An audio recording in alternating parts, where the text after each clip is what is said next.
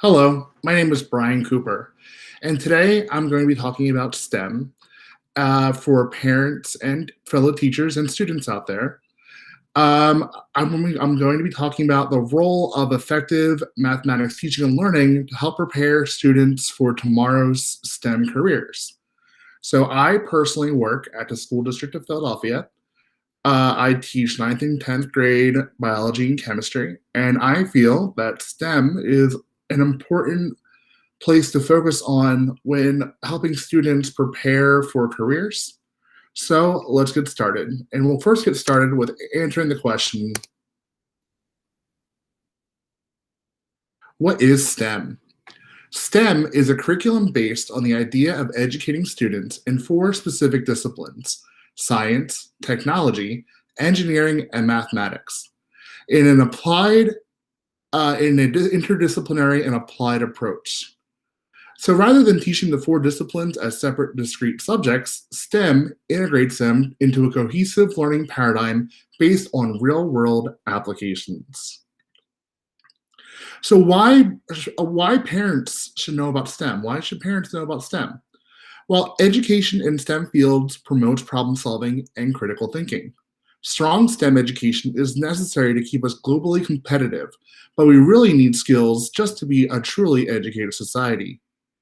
Teaching children STEM skills at an early age will gear them towards success throughout their lives.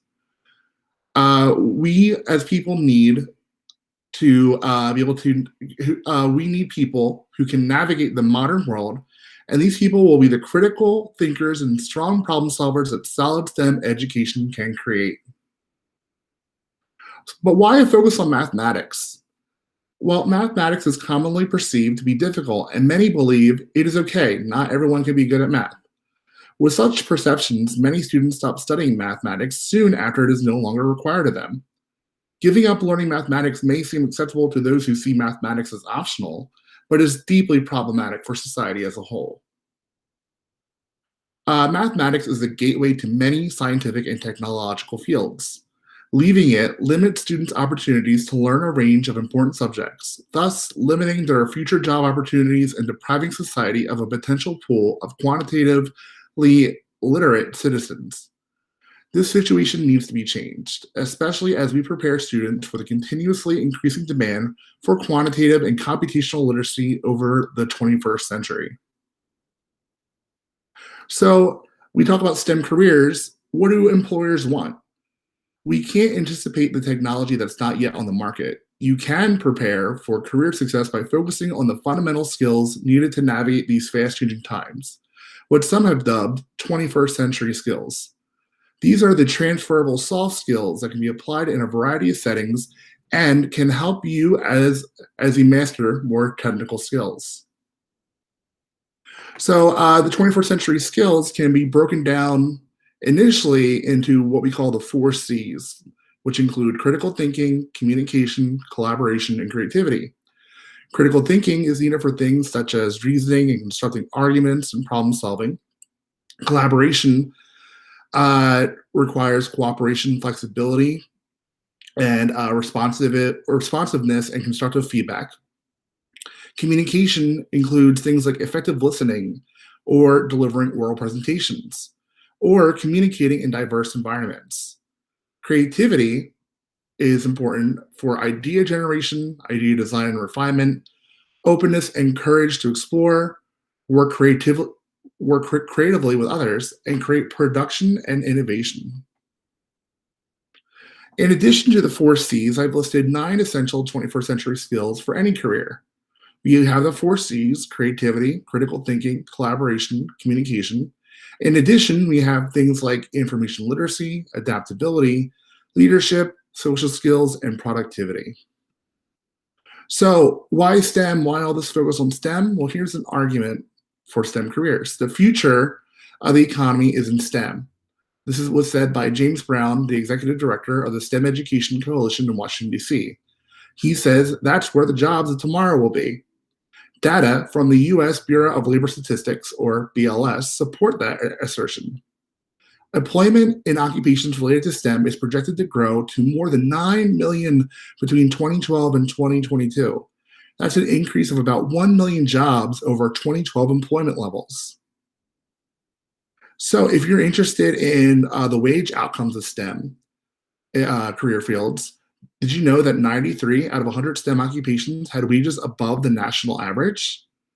The national average wage for all STEM occupations was $87,570, nearly double the national average wage for non-STEM occupations, which was around 45,700.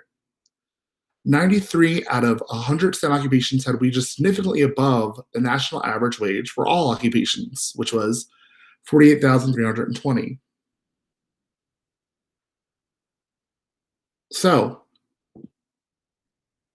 in addition, we have here some data of projected growth rates for types of STEM occupations.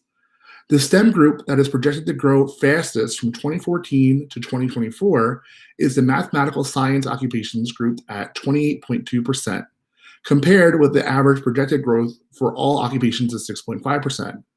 This group includes occupations such as statisticians and mathematicians.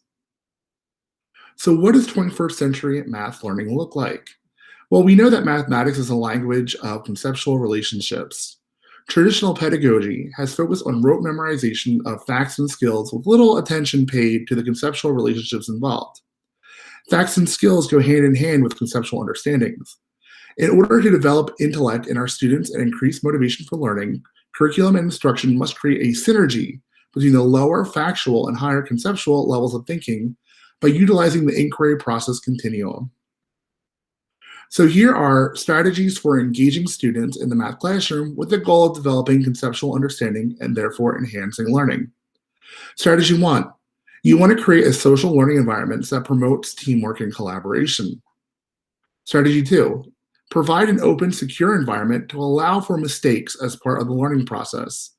Based on the work of Carol Dweck and Joe Boaler, this strategy includes fostering a growth mindset with your students and colleagues.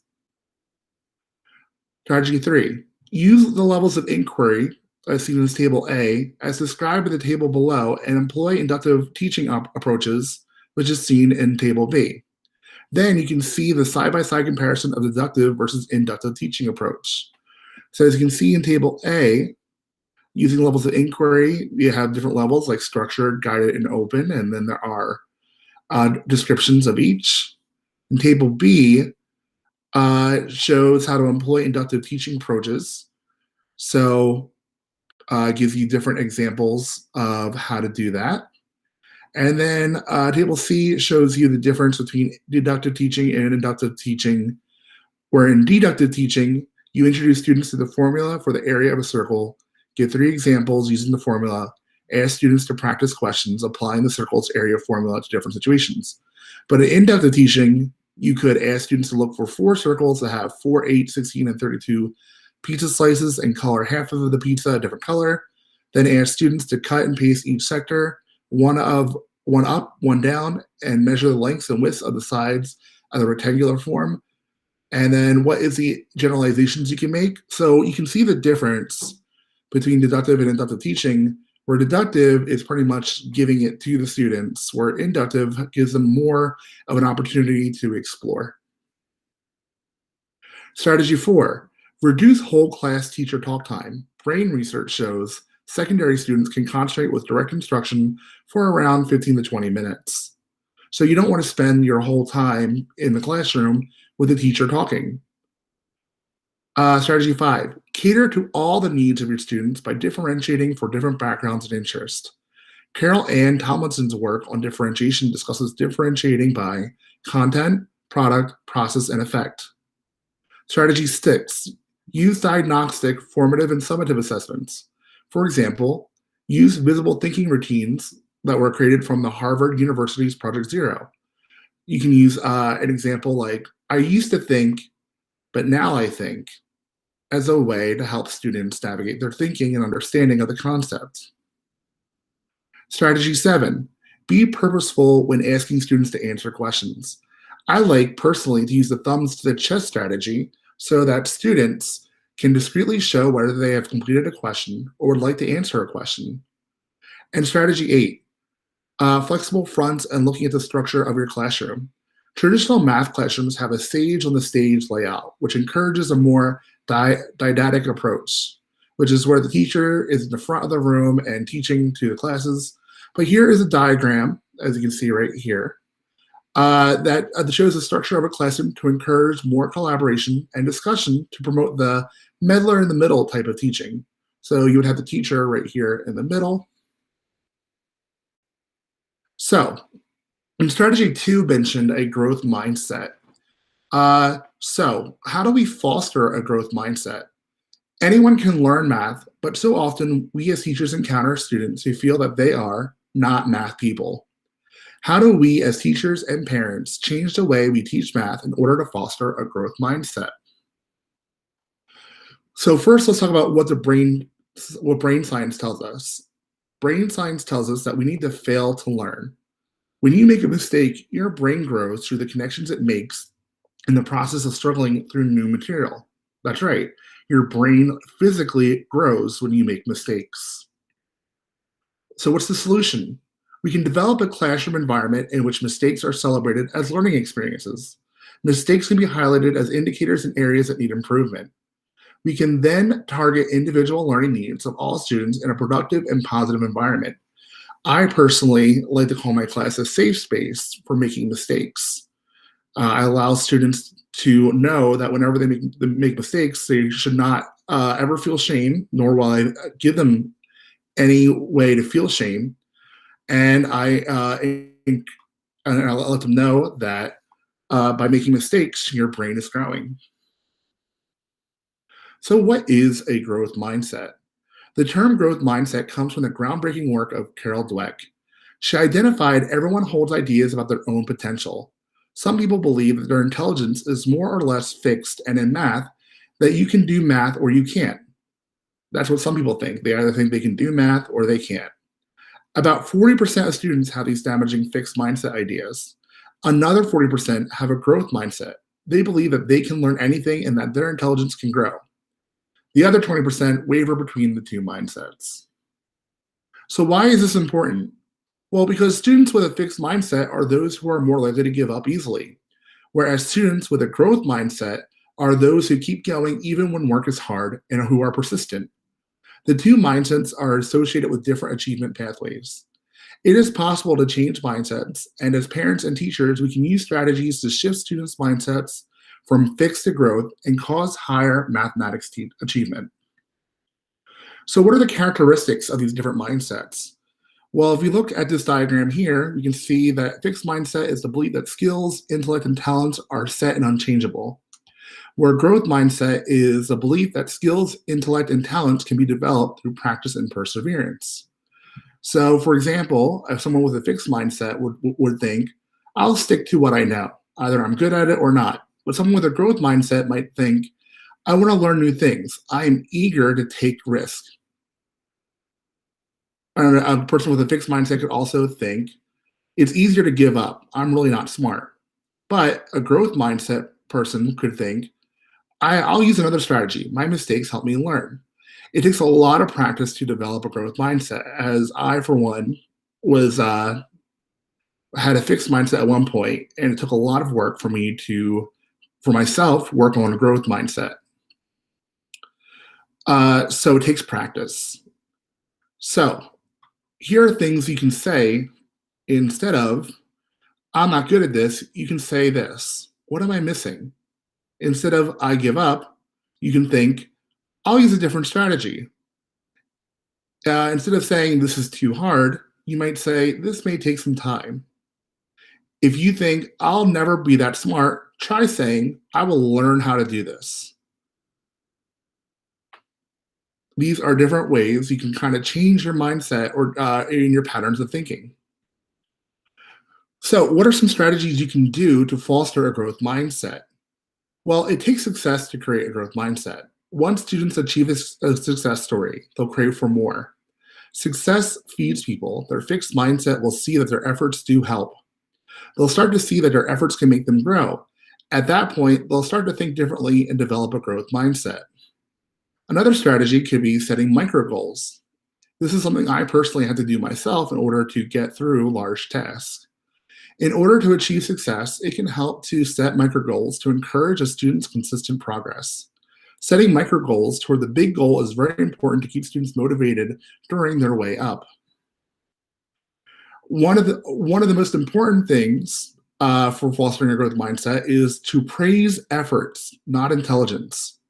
Motivate students by encouraging them. Praise their efforts and the strategies they use to solve a problem. Praise their perseverance and their hard work.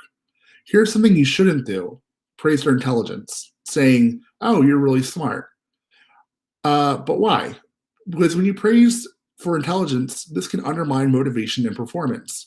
Children praised for intelligence view intelligence as a fixed trait, meaning I'm smart or I'm not. They see themselves as smart people in every way. When they face a failure, they will show less task persistence, less task enjoyment, and an overall worse performance. This is something that I personally am trying to monitor recently in my own classes of making sure that I comment more on effort as opposed to saying you're smart. I'll say you worked really hard on this. Empower students to ask questions. Have you ever been a student and you were afraid to ask a question because you felt like you would be judged or feel shame or look stupid? Well, it's important to encourage your students to ask questions. People with a growth mindset are more concerned about growing knowledge and skills than keeping up appearance trying to look smart, but may not ask any questions. Students who are interacting with you and ask you questions are more eager to learn and grow. Another strategy could be less focus on grades. With proper feedback and formative assessment instead of summative assessment, a growth mindset can be achieved. The value of learning should be prioritized, not just what the letter grade is on the paper. Next strategy is the word yet. A mindset can be changed by just one short but important word, yet. In a fixed mindset, students will probably complain about an exercise. It's too difficult. I can't complete this. I can't remember this. Now add yet. I can't complete this yet. I can't remember this yet. Parents can start motivating their children from when they are still young. Children replicate their parents' behavior, so they have to be a decent role model. The last strategy is cooperative classroom activities. Assign classroom activities that involve cooperative work rather than competitive or individualistic work. Students tend to be more motivated and successful when working in groups. Students feel responsible for the group and are obliged to try their best. That way, they will experience a positive feedback loop of effort and success, therefore developing a growth mindset. So in conclusion, in order to prepare students for tomorrow's STEM careers, we need to rethink how mathematics teaching and learning occurs. We should know why STEM is important, what employers want, which we talked about were the 21st century skills, what the 21st century skills are and how to develop them in our students and children, and what the difference is between a fixed mindset and a growth mindset, and strategies on how to foster a growth mindset in our students, but also within ourselves as well. Well, I really hope you learned a lot. Here are all my cited sources. Thank you for watching.